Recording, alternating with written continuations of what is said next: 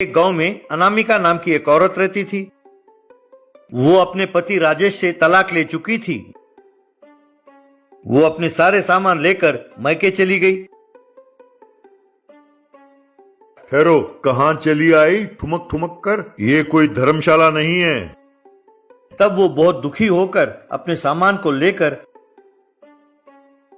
Railway station गई और platform में जो ट्रेन खड़ी थी उसमें चढ़कर बैठ गई। ट्रेन को रवाना होने में अभी वक्त था। वो खिड़की से झांककर बाहर देखने लगी। उसने देखा कि प्लेटफॉर्म में एक भिखारन एक बच्चे को अपने बगल में रखकर भीख मांग रही थी। उसके साथ ही 2 बच्चे और भी थे। वो दोनों बच्चे भी भीख मांग रहे थे। उन्हें देखकर अनामिका को बहुत तरस आया।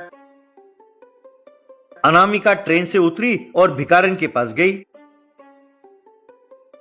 देखने में तो तुम बहुत अच्छे खानदान की लग रही हो, बच्चे भी अच्छे हैं, यूं भीख मांगने की नौबत तुम्हें क्यों आई?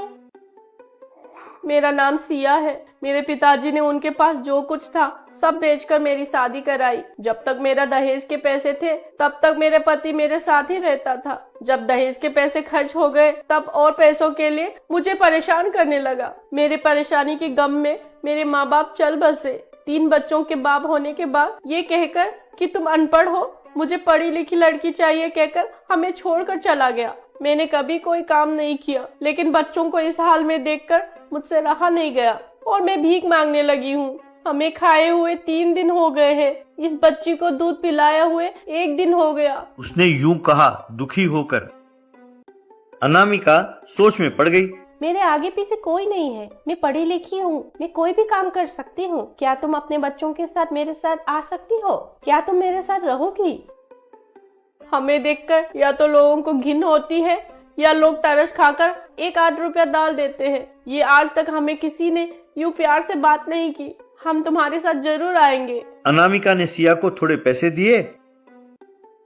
पहले इन पैसों से बच्चं को कुछ खिलाओ और हम दोनों के लिए भी कुछ खाने के लिए ले आओ। मुझे भी खाए हुए 2 दिन हो गए हैं। अनामिका सिया और उसके तीनों बच्चों को ट्रेन में अपने साथ ले गई। चारों तारापुर नाम के गांव पहुंचे।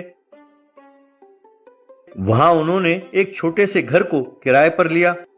अनामिका एक छोटी सी नौकरी में लग गई। उसने सिया के बच्चे खुशी और लकी को स्कूल में दाखिल कराया।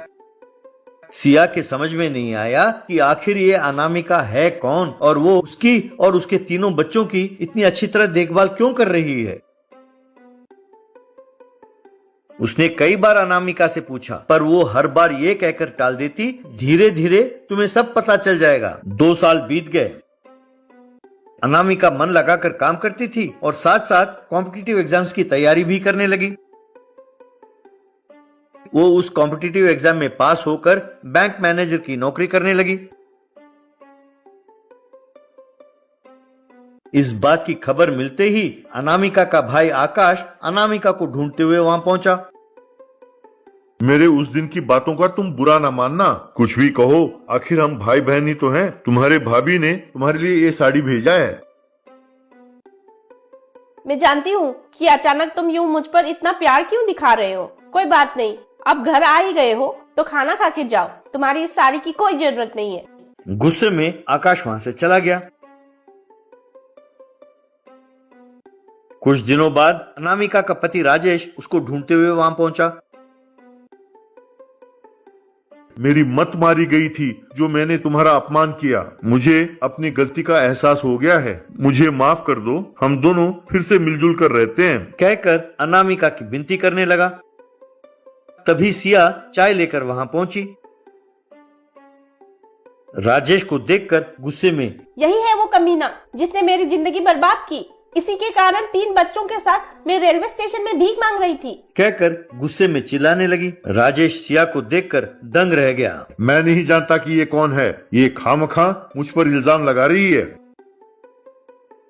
बस बहुत हो गया राजेश, अब झूठ बोलना बंद करो। मैं सब कुछ जानती हूँ। तुम शादीशुदा हो ये बात छुपाकर तुमने मुझसे शादी की। मुझे सिया पर बहुत गुस्सा आता था, लेकिन जब मैंने उसे रेलवे प्लेटफॉर्म पर भीख मांगते हुए देखा तो मुझे उस पर बहुत तरस आया। इसीलिए मैं उसे और तुम्हारे बच्चों को अपने साथ ले आई। हम सब मिलकर मजे से जी रहे हैं। मुझे बैंक मैनेजर की नौकरी लग गई तो तुम मुझे ढूंढते हुए पहुंच गए यहाँ। तुम जैसे स्वाति के लिए हमारी जिंदगी में कोई जगह नहीं है। जिस रास्ते से आए वही रास्ते से लौट जाओ।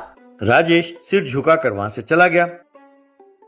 तुम्हारे इस एहसान का बदला मैं कैसे चुकाऊं, मुझे समझ नहीं आता। फिर सब मिलकर खुशी खुशी रहने लगे।